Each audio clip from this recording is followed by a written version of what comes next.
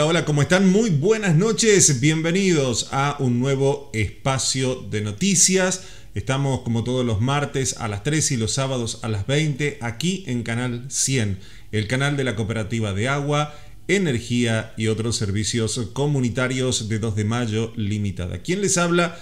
Daniel Orloff, y vamos a hacer un repaso de las noticias más importantes de las últimas horas. Si por alguna razón, durante la semana estuviste trabajando, estuviste un poquito desconectado, o por ahí para repasar algunos de los temas más importantes que hay en la web, que hay en nuestra región, les recomendamos muchísimo que si ustedes quieren ver algo local, si ustedes quieren saber de algo de lo que esté pasando en nuestra región, aquí tienen un teléfono para que puedan mandarnos un WhatsApp 3755 65 18 22. Muchísimas gracias a la gente que nos escribe y que nos saluda. La mayoría de las personas nos saludan, nos hacen consultas sobre futuras encuestas electorales en 2 de mayo, que quizás tengamos novedades en el transcurso de la semana que viene, y un montón de cositas más pero que muy interesantes. Vamos a comenzar con temas locales que tienen que ver con nuestra región, porque hay algunas cosas que son increíbles, realmente. Bueno, y empezamos con esta noticia que nos sorprendió bastante, que tiene que ver con riñas de gallo. Un hombre denunció haber sido víctima de amenazas de muerte con un arma de fuego en la noche del miércoles en la localidad de El Soberbio, después de que un conocido lo acusara de robar un gallo de riña de su propiedad, supuestamente.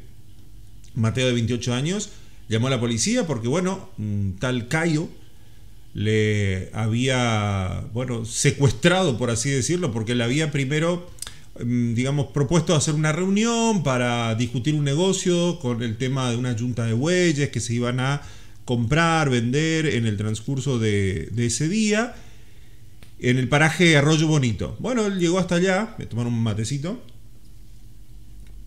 y se encontraron en el lugar como podría ser como una transacción normal.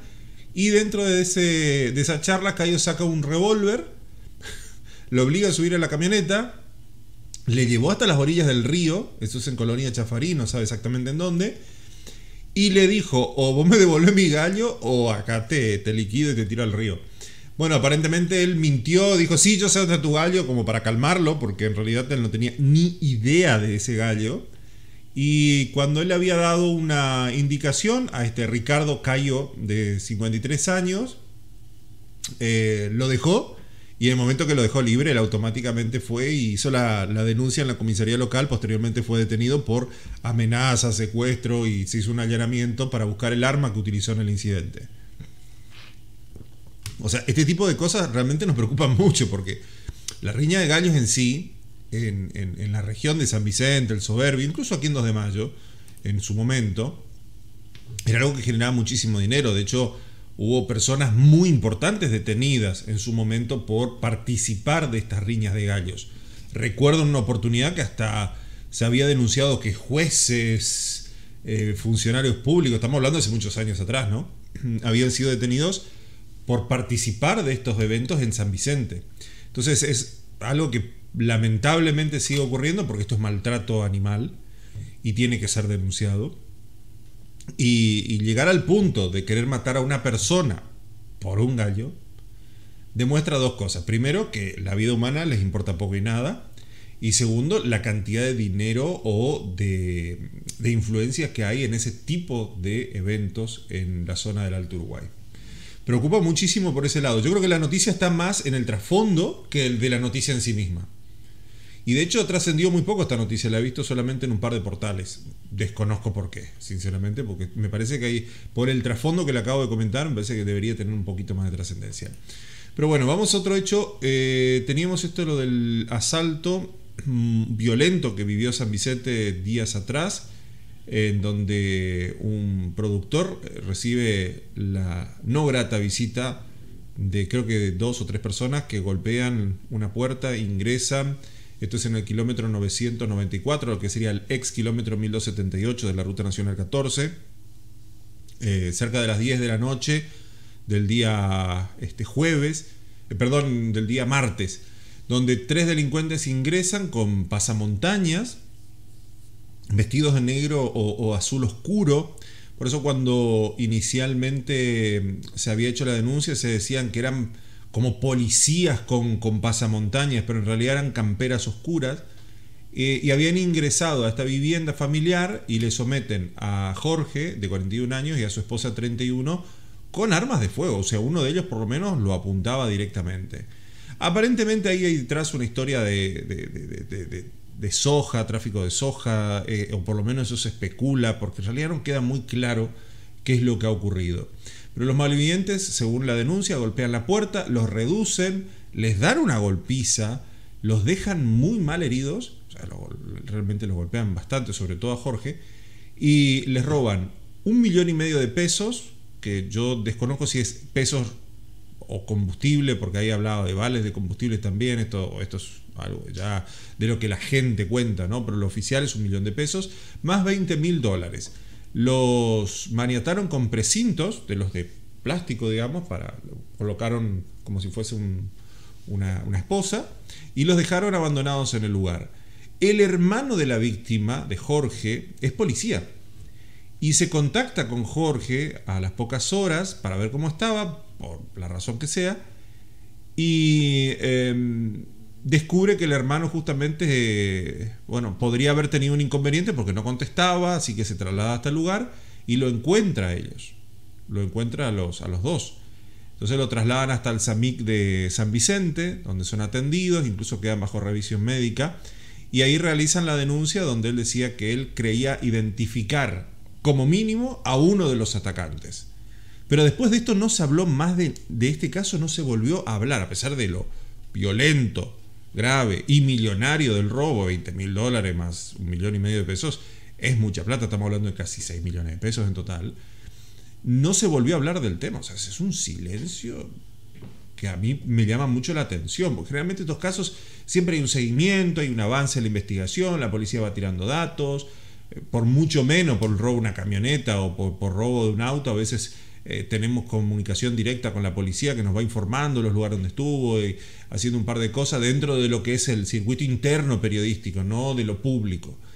Y en este caso hay un silencio abismal desde el momento en que ocurrió. De hecho, nosotros la información, si bien había trascendido en las primeras horas del día miércoles, hasta bien entrado el mediodía era muy difícil tener información sobre este caso. Así que vamos a ver cómo continúa, pero viendo el silencio que hay, ahí hay algo de fondo que nosotros desconocemos, por lo menos en principio. Y otros hechos que también ocurrieron: heridos en el Soberbio por accidentes, un auto se prendió fuego en la ruta provincial 13 cerca del Soberbio también, pero aparentemente se incendió por un problema eléctrico, o sea, no hubo ningún tipo de situación adrede. Un vehículo que se incendió, y al poco tiempo, muy cerca de allí, con una persona que casualmente tiene hasta el mismo nombre, Samuel R., de 34 años, se llamaba este hombre, que a las 18:20 en la ruta provincial 13, a 9 kilómetros del Soberbio, se le prendió fuego al vehículo por un problema eléctrico el vehículo. Y luego otro Samuel R., pero de un año menor, de 33 años, curiosamente casi con el mismo nombre, conducía un camión, un Iveco Daily, y sufrió un despiste y un vuelco porque encontró esto en la banquina de... Es una cosa increíble. En la banquina de la ruta... O sea, lo encontró en la ruta provincial 13, y lo que le provocó volcar y terminar en la banquina. Eso quise decir. Ahora digo, este hueco es uno de los tantos. Ruta 14 tiene varios de estos huecos también, ¿eh? El trayecto, por ejemplo, de Oberá hasta San Pedro, hay varios de estos huecos así. Pero bueno, uno más o menos los esquiva porque están en el centro. Y este tipo de huecos, que acá se pueden notar de una manera un poco más clara, se producen por el tremendo tránsito pesado que circulan allí. Imagínense todos los camiones de soja que cruzan para llevar soja al Brasil, más camiones con madera, colectivos, tránsito pesado, en una ruta que, si bien está bastante bien hecha, le falta la compactación y las capas de asfaltos necesarias para que sea de alto tránsito. Es evidente que no tiene el nivel de compactación y de asfaltado que tiene, por ejemplo, la Ruta Nacional 14, que es una inversión 10 veces más de lo que sería una ruta provincial, que es una ruta con una compactación bastante básica, con una capa de asfalto bastante básica, en donde transitan vehículos de alto porte, con muchísimo quilaje. Incluso me animaría a decir que muchos camiones hasta con un kilaje por encima de lo permitido. Entonces, con el tiempo es inevitable que el asfalto termine sufriendo daños. O sea, en nuestra propia zona urbana, en donde la circulación es un poco más tranquila, también notamos esto, porque generalmente se pone el asfaltado sobre empedrado o sobre otro tipo de compactación que es mucho menor, es simplemente para vehículos de pequeño porte. Hay carteles que dicen prohibido tránsito pesado, igual les pasan tránsito pesado, y al poco tiempo tenemos estas situaciones. Ahora, el tema del tránsito pesado es porque el asfalto tiene esta elasticidad. El asfalto nunca hace resistencia al vehículo. Por eso se utiliza tanto la cinta asfáltica y no cemento u otros elementos. Entonces, cuando cruza un vehículo, el asfalto cede y vuelve a ubicarse. Pero cuando el tránsito es constante, le da poco tiempo al asfalto de recuperarse. Y con el tiempo se resquebraja. Es como estirar una masa hasta un punto donde se quiebra. Bueno, esto es más o menos lo mismo, a grandes rasgos, ¿no? Por supuesto. Y este hombre sufrió la rotura de su vehículo por la situación de la ruta, ¿no? Una ruta que como todas las rutas misioneras, por el alto tránsito, que también demuestra un nivel económico importante en la provincia, ¿no? Pues se mueve bastante. En una provincia donde no hay movimiento económico, esto no ocurriría. En fin, seguimos con más información. Frentes de trabajadores de la educación en lucha convocaron a un paro que se va a estar realizando en las próximas horas. Un paro que se da en un marco complejo. Hubo unas negociaciones el viernes donde le ofrecieron 100 pesos de aumento. Estamos hablando, ahora vamos a mostrarles en un minuto nada más cuáles son los índices de aumento del marzo, que fue creo que del 7,7%, y la provincia de Misiones, así como gran parte de del NEA, digamos, fueron uno de los lugares donde más ha aumentado el costo de vida en marzo, y llegar con un 100 pesos de aumento es un poquito fuerte. Pero bueno, serán dos los paros, uno de 48 horas y otro de 72 horas. Exigen 51.200 pesos al básico, que es lo más lógico, y la aplicación del 100% del código 960 por movilidad. Desconocemos si todos van a ir al paro. Entendamos de que la Asamblea del Frente de Trabajadores de la Educación en Lucha, el FTL, rechazó formalmente la propuesta salarial para abril, que implica llevar del básico docente de 37.850 a 40.000. Pero esto es una aproximación. Además, anunciaron un plan de lucha que comenzará la próxima semana con un paro de 48 horas desde este lunes al martes y luego de 72 horas si no hay negociación del martes al miércoles. Martes, miércoles y jueves. En realidad tendría que ser miércoles, jueves y viernes porque el martes ya están de paro. Claro, si están de paro 48 horas sería lunes y martes. De ahí el martes levantan el paro. Y el otro paro de 72 horas, es decir, 3 días, tendría que empezar el miércoles, jueves y viernes. Pero bueno, el diario puso martes, miércoles y jueves. Salvo que empiezan a la noche el martes. La Asamblea Provincial comenzó el jueves, después de las 9 de una reunión, digamos, en la Plaza Güemes en Oberá, donde participaron referentes de esta asociación, de las bases de la Asociación de Trabajadores del Estado, la Unión de Trabajadores de Educación de Misiones, la Unión de Docentes de la Nueva Argentina de Misiones, Tribuna Docente, Conti Santoro, Autoconvocados y María Blanca.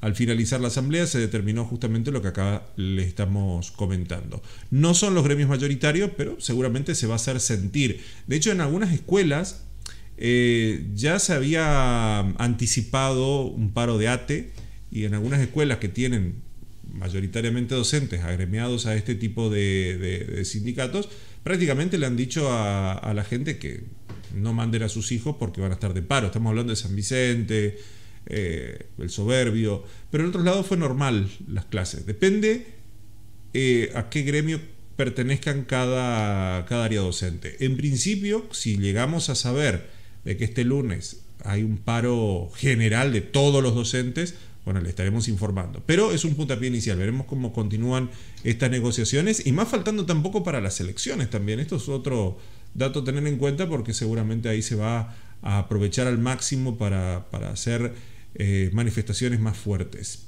Incluso dentro de la policía también escuché gente que estaba con intenciones de ir a algún tipo de protesta, sobre todo los retirados, ¿sí? Que son los que tienen más libertad, por así decirlo.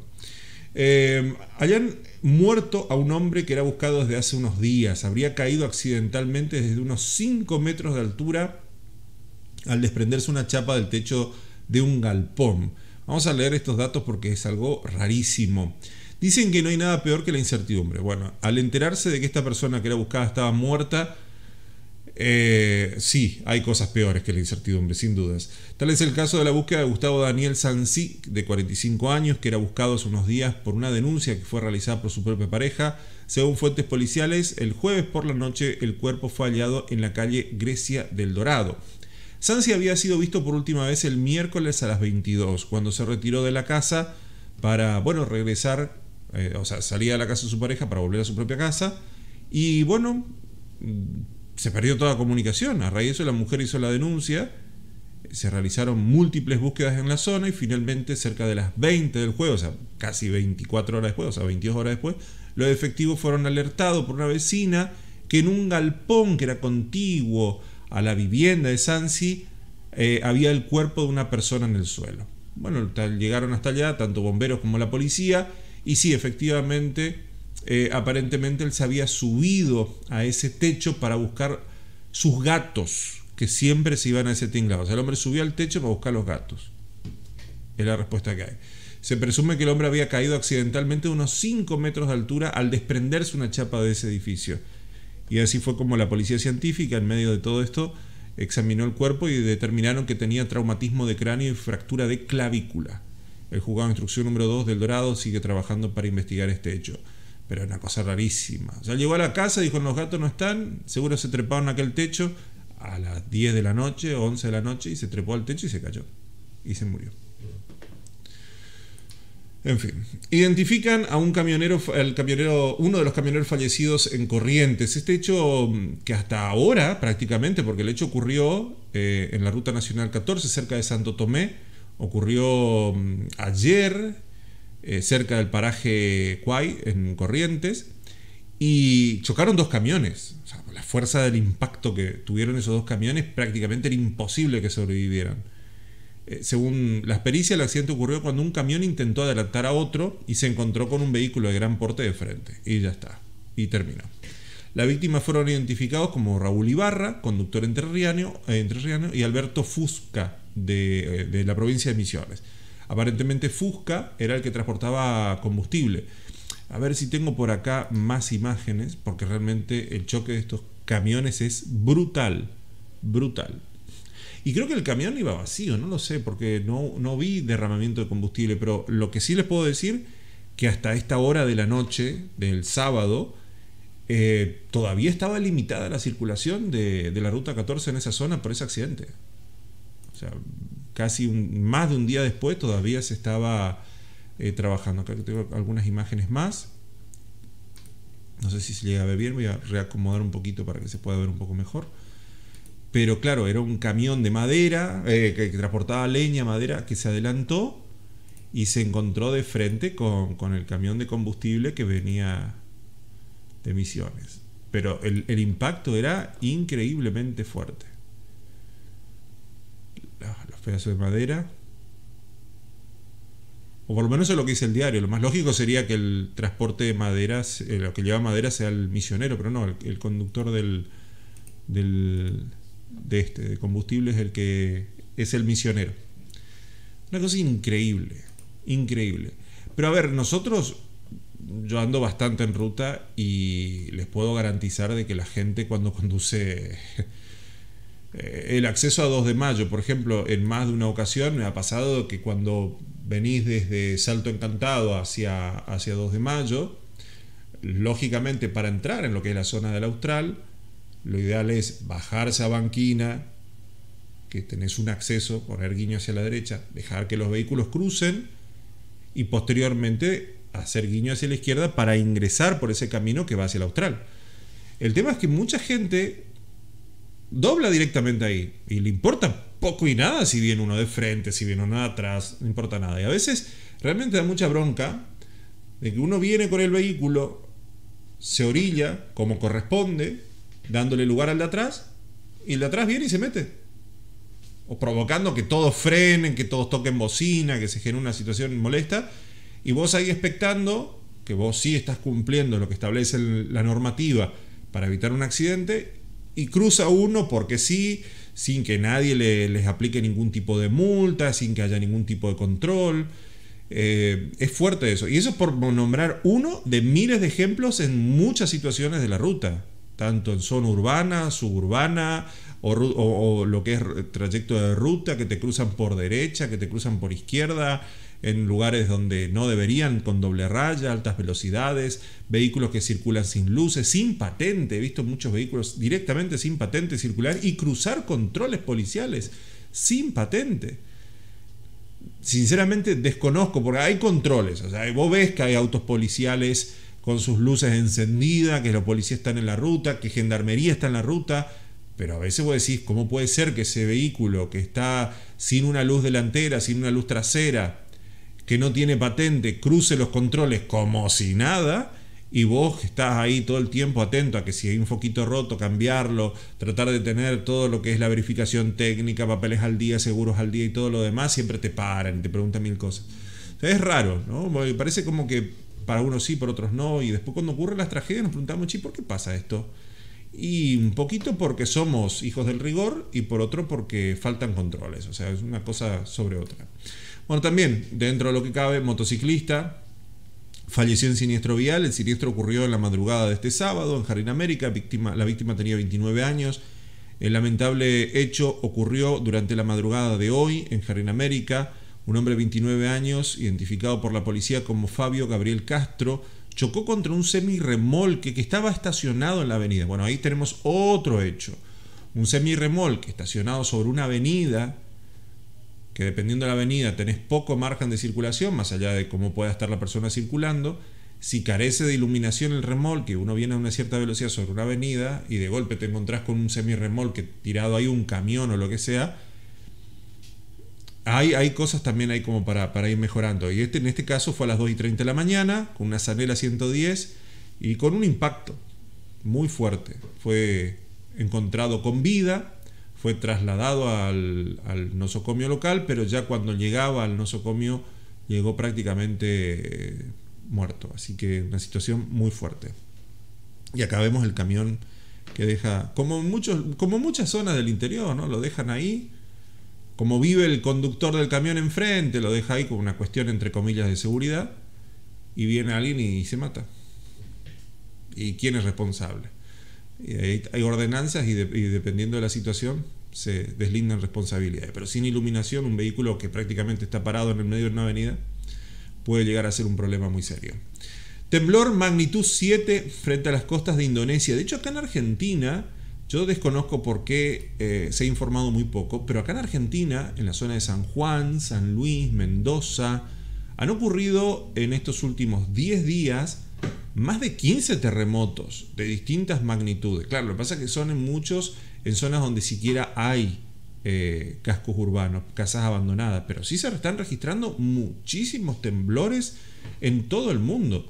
El sismo registrado en la isla de Java no habría causado daños importantes, pero sí fue uno de los más intensos de estos últimos días, con una profundidad de casi 600 kilómetros. La agencia geológica local destacó que, bueno, se evitan riesgos de tsunamis y demás, pero fue de 7.7 si no me equivoco, ¿no? Magnitud 7 dice, pero creo que fue un poquito más. Ocurrió a las 16:50, que sería las 9:55 en nuestra región. Y bueno, por su parte hablaban de que este temblor se sintió por muchos kilómetros, cerca de 157 kilómetros a la redonda. Es fuerte, ¿eh? Cuando vos estás ahí sentís eso. 1,2 en la escala Richter ya te haría temblar las piernas. 5,5 con las estructuras que tenemos ya te producirían rajaduras de pared con las construcciones que tenemos hoy y posibles derrumbes. 7,1, 7,7, teniendo en cuenta el 9 como la escala máxima, 7,7 es muchísimo, gente. Créanme que esto es muchísimo. Y es tan fuerte que la gente ya nadie sabía dónde guardarse, dónde esconderse, ¿no? Primero se sintió uno de 7,7 y luego una réplica de 5,5. El primero fue lógicamente más fuerte y el segundo, bueno, lógicamente un poco menos, pero duró más tiempo. Por lo general duran entre un minuto y medio, que se hacen eternos. Créanme, un terremoto de un minuto es muchísimo, muchísimo tiempo. Combustibles, ¿cómo están? Buenos días, buenas tardes, buenas noches. Combustible, 4% de aumento para hoy. De hecho, a pesar de que en los próximos días van a haber varios aumentos más, son 5 en total, este sábado es uno de ellos. Luego tenemos en mayo, pasadas las elecciones, en junio, en julio y en agosto. Serán subas del 4% por cada uno de esos meses. O sea que tendremos más o menos un final de 20-24% de aumento del combustible para finalizar el año. Aunque dicen que el último será en agosto, lo más probable es que hayan aumentos en octubre y en diciembre también. Y a partir de hoy prácticamente los combustibles aumentan un 4%. Los únicos que hemos visto que han aumentado, por lo menos al momento de grabar este programa, de emitir este programa si se quiere, son los de Shell. Pero también es obvio de que si aumenta uno, aumentan todos, porque esto es así. YPF seguramente en el transcurso del lunes estaría actualizando los costos y estaríamos hablando de que todas las distintas estaciones de servicio, incluso las de bandera blanca, terminen aumentando a un 4% dentro de lo que es el plan de ajuste de precios que llegaron a la industria por parte del Ministerio de Economía. Hay una dinámica que habla sobre este programa de precios justos que se extenderían hasta el 15 de agosto según lo que nos habían anticipado. Pero bueno, ayer por la tarde se reunieron en el Palacio de Hacienda los referentes de YPF, Raizen, que es el que está a cargo de las estaciones de servicio de Shell, ¿no? Las Action, que está a cargo de la familia Bulgioni, y Trafigura, que están a cargo de Puma Energy, que por acá Puma Energy no tiene tanta presencia, pero bueno, hablaban de que tenían que aumentar en promedio un 4%. Se reunieron con el ministro de Economía, Sergio Massa, y también, bueno, hablaban con quien lidera el mercado, que es YPF, y el gasoil, por ejemplo, se irá desacoplado de la inflación, pese a que el presidente de YPF, Pablo González, había dicho que no podemos estar muy atrasados con el resto de los precios de la economía, y hablaban de esto, ¿no? De que la inflación del mes de marzo fue de un 7%, la de febrero un 6,6%, la de enero un 6%, mientras que los combustibles aumentan entre un 17% anual cuando la inflación acumulada es del 27%, o sea que están 10% por debajo. De todas maneras, el precio del combustible en Argentina, si lo trasladamos a precio dólar, está muy por debajo de toda la región. O sea, si vos querés cargar un litro de combustible en pesos, por ponerlo como un ejemplo, porque aunque vos lleves pesos no te lo van a permitir, en Paraguay o en Brasil o en Uruguay o en Chile, van a notar que están carísimos los combustibles, pero carísimos si lo trasladamos a razón dólar. Por eso es que cuando uno va a Posadas ve una cantidad increíble de vehículos que cruzan. De hecho, este fin de semana hubo muchísimos vehículos que llegaron a la Argentina, y cada uno de estos vehículos, entre combustible y entre otra cosa que compran, no menos de $500 invierten en la provincia o en el país. No menos de $500. Entonces, cada vehículo que uno ve, más o menos uno puede hacer un cálculo así. Pueden ser $100, $50, pero alguno dará $1.500. Entonces, en promedio se hace un cálculo así para que se den cuenta del nivel económico que se maneja, porque los costos de combustible acá en Argentina son mucho por debajo de lo que son en sus países. De paso que cargan combustible, hacen algunas compras, sobre todo en productos de limpieza y en bebidas alcohólicas, como vinos espumantes, que en Argentina valen muy poco. De hecho, es muy común, si uno recorre Oberá o 2 de Mayo, San Vicente, en los lugares donde están los más grandes supermercados, es común ver colectivos de paseos de compra, ellos le llaman, de brasileros que vienen a hacer las compras, sobre todo productos de limpieza, y bueno, si vienen con sus vehículos, sin duda lo primero que hacen es llenar tanque, sin dudas. Así que, bueno, para que tengan una idea de los costos, que si bien para nosotros, para nuestra economía personal, estos aumentos nos perjudican un montón, para lo que es la economía regional sigue siendo mucho más barato que en otros países. Denuncian por violencia laboral a un jefe de la comisaría. La presentación fue realizada por 4 efectivos de la dependencia, aunque hay otros 6 que minimizaron las acusaciones. Un tema bastante interesante. ¿Dónde ocurrió esto? En Alba Pose. en donde hablaban de que había cierta violencia en el departamento de atención intrainstitucional de la Jefatura de Policía de Misiones, estaban un poquito interviniendo. El caso se tramita dentro de un ámbito administrativo interno, por eso es un poco difícil para los periodistas llegar, más allá de que sabemos nombre, apellido y de cada uno de los que participan en estas denuncias. Públicamente por ahora simplemente queda reservado un ámbito netamente judicial. Y son 4 los efectivos masculinos y femeninos que cuestionan el proceder del jefe de la comisaría de Albapoce, José Luis K., se le pone el nombre, ¿no? En reclamo de que, bueno, es muy excesivo en el tema del rigor del trabajo, argumentan que no se pueden adaptar los requerimientos, que el jefe incluso incurra en la violencia laboral, se le tomó de declaración y rectificación de algunos casos. Bueno, pero también hubo denuncias, desconozco si en esta comisaría o no, pero también por acoso. Acá podemos ver parte de lo que vendría a ser la comisaría donde realizan esta denuncia de acoso. Y hubo algo un poco raro que trascendió en las últimas horas, que se les había solicitado, esto es extraoficial, lo que les cuento por comentario más que nada de colegas periodistas que tuvieron contacto con policías, que se les pidió que enviaran una lista de los números telefónicos personales de todos los policías hasta el rango de cabo, si no me equivoco, que tienen que mandar, incluso del Poder Judicial, teléfono particular más correo electrónico particular para agenda. Y muchos se sintieron los policías un poquito como... Claro, porque estas cosas trascienden, se filtran a la prensa y ya es un poco difícil mantenerlo internamente, como decía el artículo ahí, ¿no? Entonces cuando estas cosas trascienden, cuando estas cosas se filtran, necesitan tener una idea de quién fue. No sé por qué, porque estas cosas deberían ser públicas, ¿no? Pues estamos hablando de funcionarios públicos, por más que se manejen a través de un ministerio y demás. Y sin embargo, como que a muchos policías les habría molestado esto, que está sin confirmar, pero yo se los cuento porque hubo muchas personas que me lo dijeron, que les habían solicitado el número particular, y si tenían más de un teléfono, que también lo informen, y también el correo electrónico de cada uno de los policías, hasta el rango de sargento era, hasta el rango de sargento o equivalente. Y dentro del ámbito judicial lo mismo. Curioso. Fíjense esta. Si esta P, no hace falta que les diga lo que dice ahí porque creo que se sobreentiende, hace pública la denuncia, le voy a pegar un tiro, no tengo nada que perder. El comisario mayor desplazado de la Policía Provincial es investigado a la justicia por acoso sexual,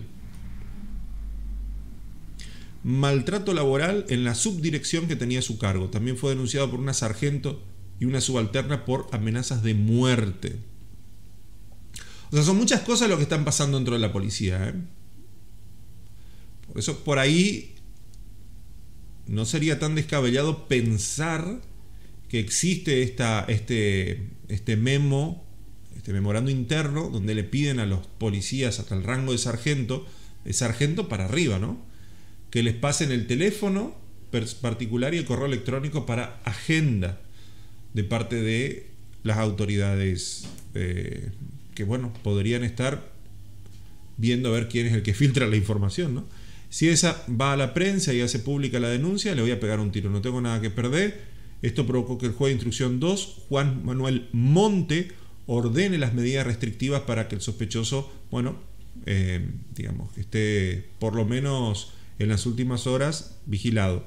Acusan al subdirector de Seguridad Vial y Turismo de la Policía de Misiones de abusar sexualmente de una subcomisario que estaba bajo sus órdenes y de una suboficial a la que habría también incluso maltratado de manera directa.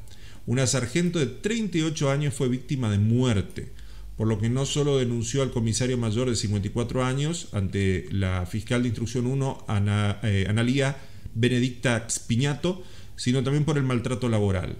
Y bueno, el martes pasado, ante la justicia penal de la primera circunscripción judicial, fue denunciado el mismo, y bueno, eso fue, bueno, un tema bastante complicado, porque el funcionario público ostenta un rango muy alto, mencionado no solo para cumplir su deber, sino también chapeando, obligando a sus víctimas a guardar silencio sobre episodios de acoso laboral. Bueno, hay mucho más para comentar, pero se dan una idea de cómo está la situación en algunas jurisdicciones policiales importantes y de cómo también un poco tratan estos temas.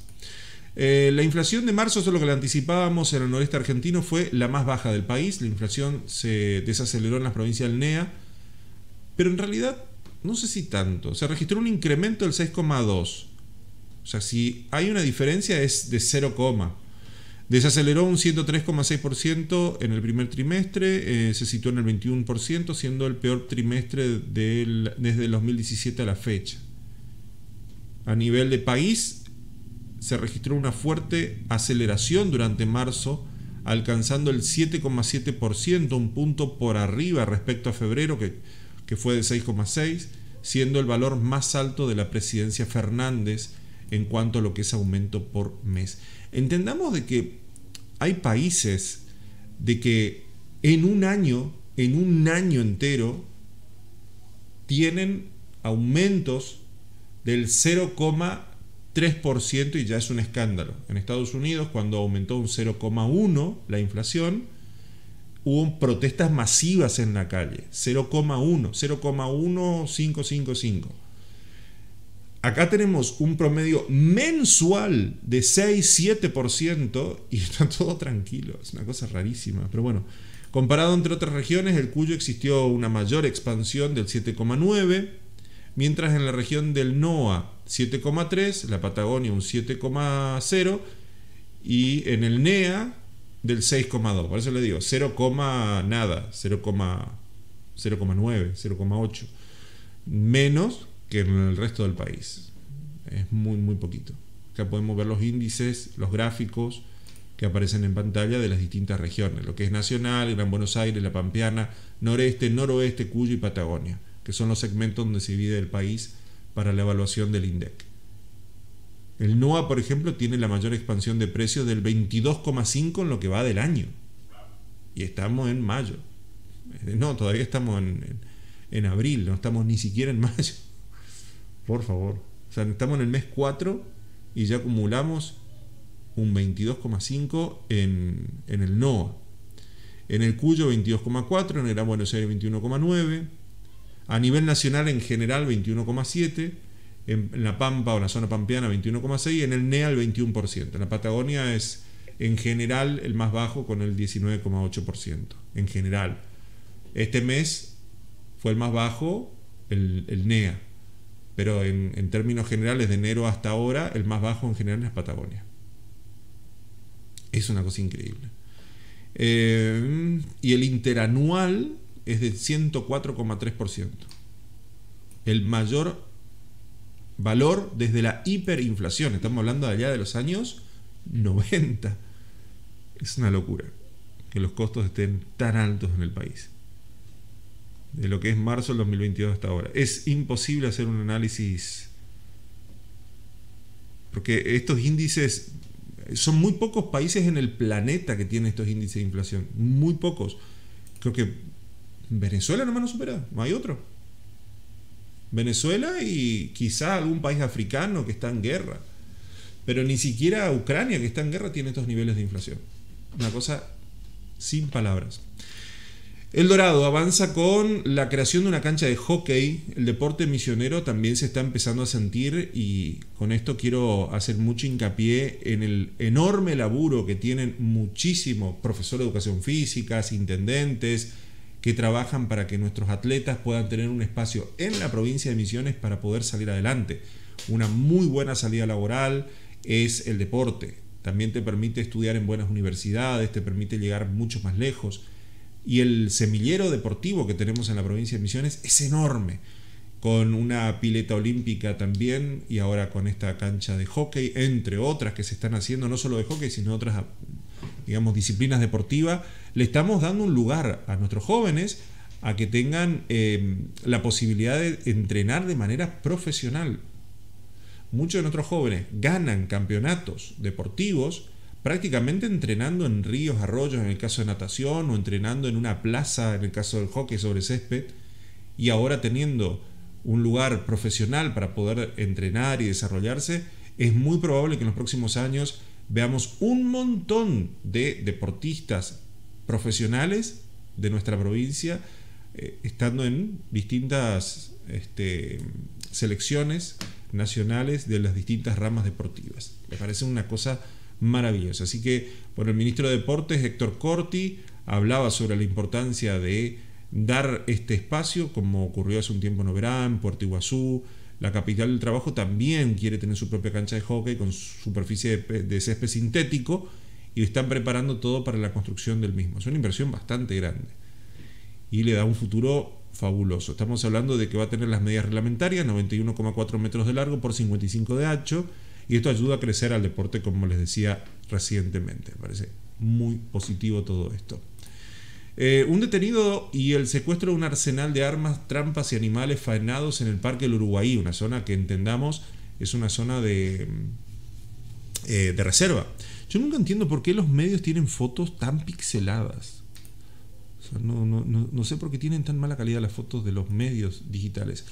El aprendido estaba junto con 5 caballos, arma de fuego, trasladaron todo eso, lo que se secuestró, a la sede policial. Es un operativo que se realizó en la localidad de 9 de julio entre la División de Delitos Rurales, en donde la Unidad Regional 3 del Dorado es la encargada, el Ministerio de Ecología y Recursos Naturales Renovables estuvieron ahí trabajando para detectar a estos cazadores ilegales que estaban en el Parque del Uruguay, que al menos 5 cazadores fueron detenidos. No sé, hay muchas más imágenes, no es solamente esta. Habían un montón de imágenes de los caballos, de las armas, de todo. Pero bueno, decidieron por esta, que es bastante pixelada como foto principal.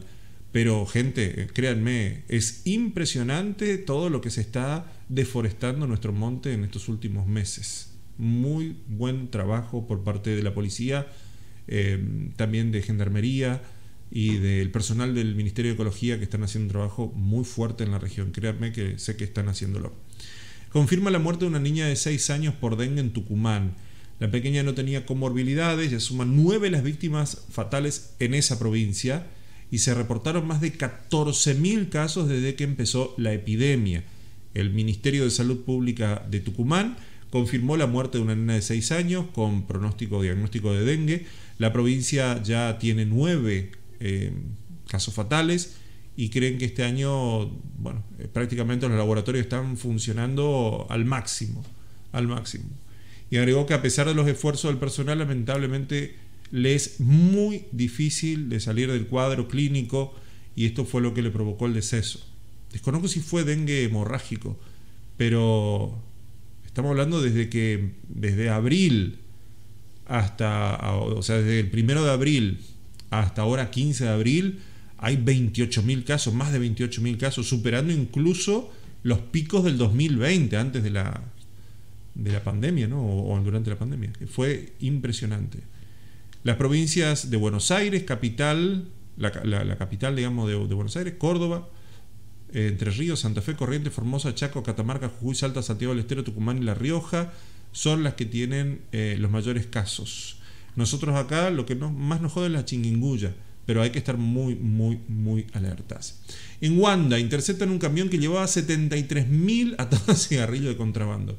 Poquito nomás. Efectivos de Gendarmería Nacional interceptaron un camión repleto de cigarrillos. Esto creo que fue el viernes a la madrugada, en la ruta provincial 19 en Colonia Wanda.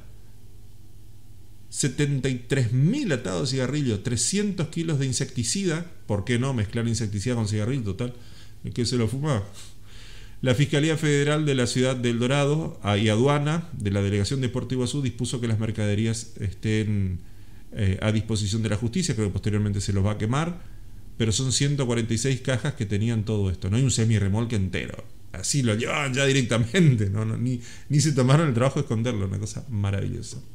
Por otro lado, esto me pareció interesante como para mencionarlo, a ver si lo puedo agrandar un poquito más.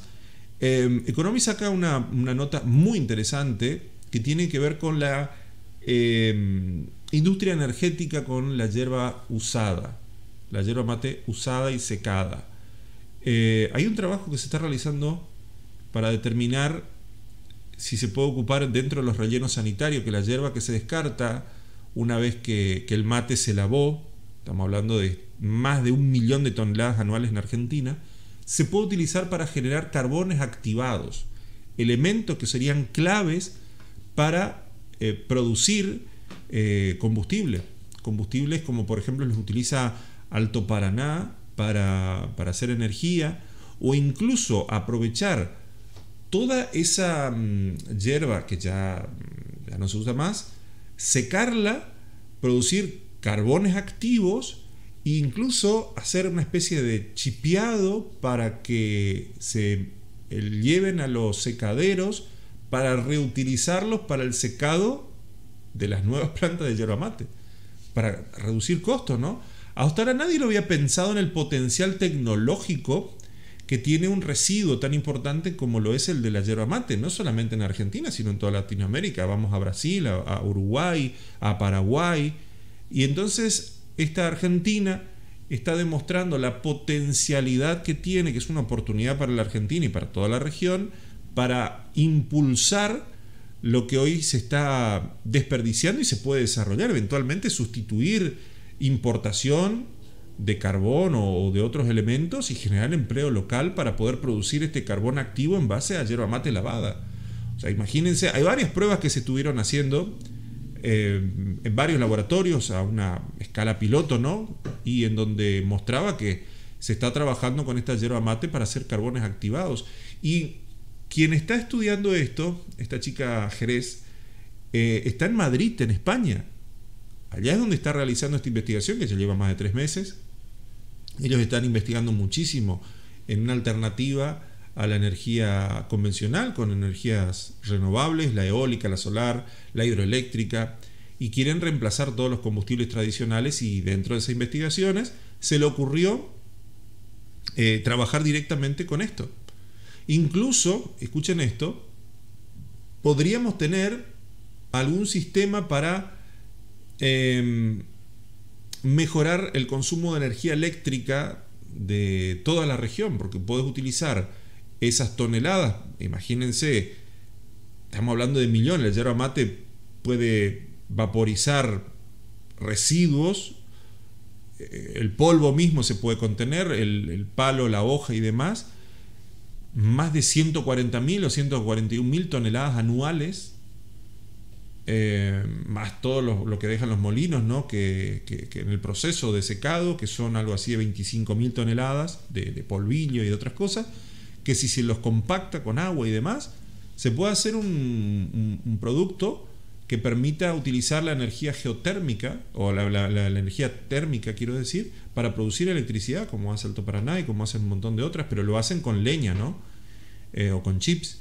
Y la yerba mate ahora se descarta una vez consumida y se tira al basurero, cuando se podría recolectar la yerba mate, y bajo un proceso bastante sencillo, piloto, acá en Argentina, se podría realizar la compactación de esa yerba y utilizarla para hacer carbón activo.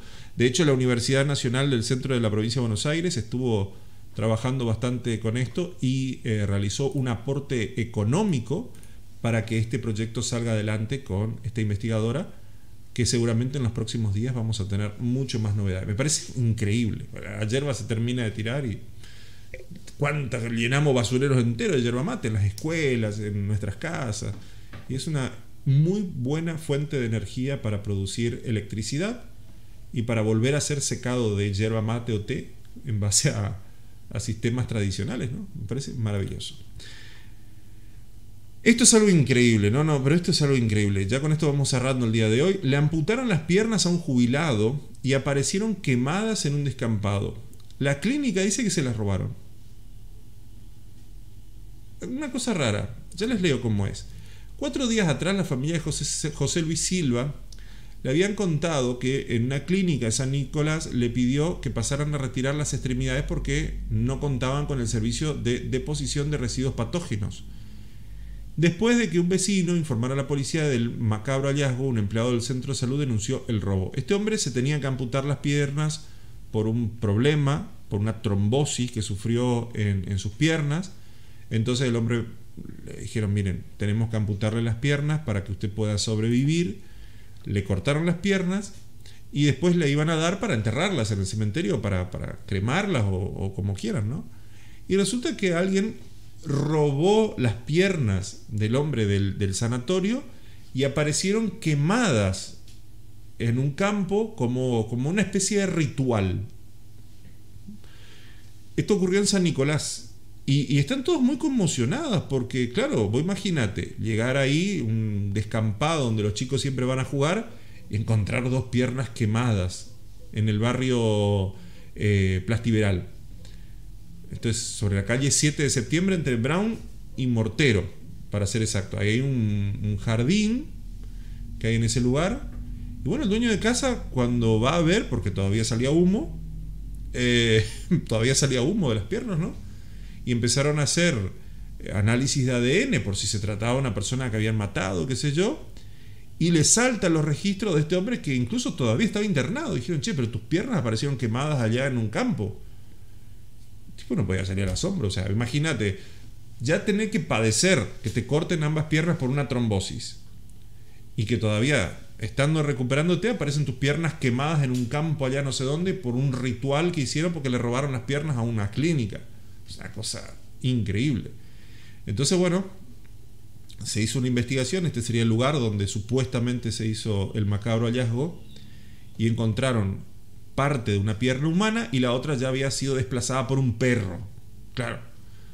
Encontraron ahí también, cerca del lugar, algunas jeringas, gasas y otros elementos que aparentemente estaban junto con las piernas dentro de la bolsa, ¿no? Que son unas bolsas de color bordó que se utilizan como desechos patógenos. Yo he visto la foto, por eso les digo cómo estaban, ¿no? Lo más sorprendente es que cerca de las 17 horas un empleado de la clínica San Nicolás se presentó en la comisaría primera para denunciar los robos de la pierna. Claro, dijo, hola, ¿qué tal? Mire, resulta que estuvimos revisando y nos robaron las piernas de un hombre que le amputamos hace un ratito. Y estaban en un depósito para ser desechada y alguien nos robó. Incluso Roberto Fernández Viña, que es el director de la clínica, confirmó que los delincuentes no solo se llevaron la caja donde estaban las piernas, sino también varios televisores, una caja de frasco para mandar a hacer biopsias, una silla de rueda que aparentemente utilizaban para cargar las cosas. O sea, utilizaron, esta es la clínica, ¿no? Utilizaron las sillas de rueda para llevarse un par de televisores, las piernas, ¿por qué no? ¿Por qué no llevarse 2 piernas? Y algunos otros elementos rarísimos. Realmente fue muy raro todo esto. Muy raro. Uno dice que en realidad fue para borrar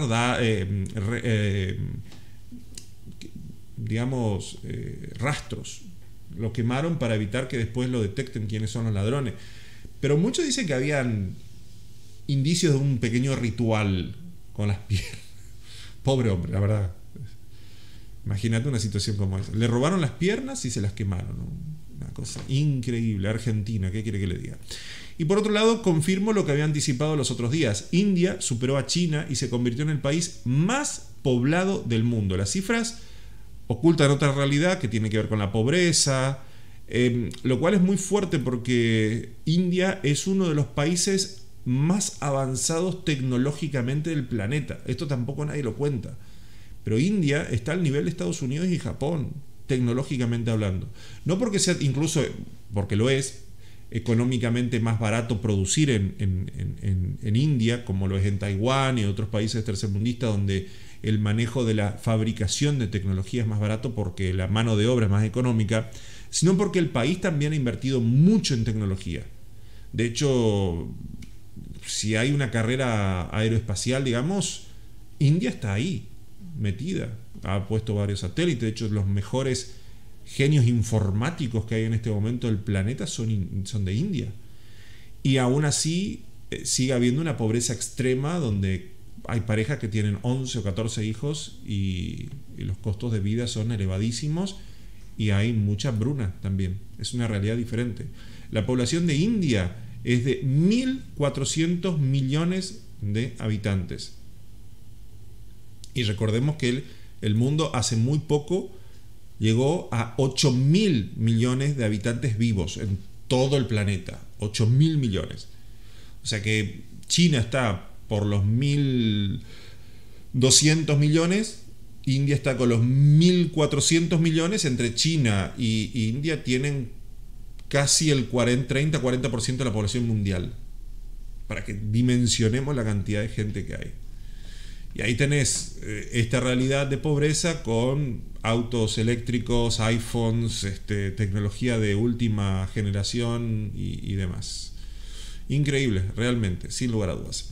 Señoras y señores, nos encontramos el martes a partir de las 13 horas, donde seguiremos informándoles todo lo que ha ocurrido a nivel local, provincial, nacional. Muchas gracias por estar esta hora con nosotros. Hablamos sin parar, pero les vamos repasando. Hagan como nosotros, compartan un matecito y nos encontramos nuevamente en la próxima. Sigan en sintonía de Canal 100. Recuerden que este programa se emite en simultáneo en el canal de YouTube, también de la cooperativa, por si no lo pueden ver a través de la televisión por IP. Y acá está el número de teléfono para que se comuniquen con nosotros por cualquier cosa que quieran informarnos.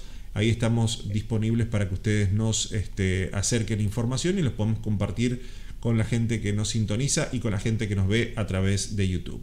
Que tengan, como siempre, un muy buen fin de semana y un buen comienzo de semana a partir del lunes. Buena jornada. Placas y maderas, todo para la construcción. Placas y maderas, el mejor precio para vos. Placas y maderas es variedad, placas y maderas es calidad. Siempre el mejor precio y la mejor atención. Todo, todo, todo para la construcción. Placas y maderas, todo para la construcción. Placas y maderas, el mejor precio para vos. Venía Placas y Maderas. Placas y maderas, todo para la construcción.